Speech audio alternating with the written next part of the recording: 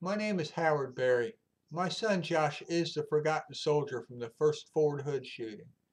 I'd like to take a moment of your time and share a few of the experiences that I had with Congressman Paul Ryan's office. Shortly after my son's suicide in 2013, I wrote members of Congress. I wanted some input. I wanted to know what they thought about this random act of violence in the workplace definition that had stood for a number of years while Congress remained silent. I received no response from Mr. Ryan. I wanted to know what he thought, what he was doing to stand up. Five of the victims were from Wisconsin. Two were killed and three were wounded. Paul Ryan never stood up for any of these folks. H.R. 3111, honoring the Fort Hood Heroes Act, was legislation that simply called it what it was. It was a terrorist act.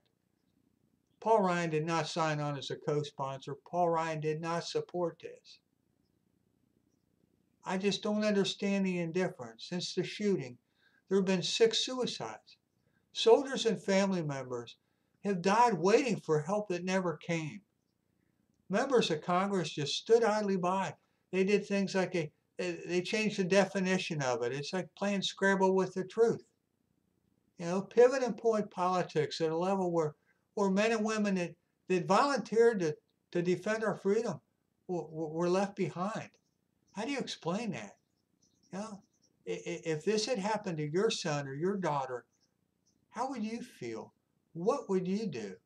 You know, I'm humbly asking the folks in Wisconsin and throughout America, ask yourself the same question. What kind of leaders do we have in DC? Paul Ryan leads like Bo Bergdahl fought. We deserve better leadership.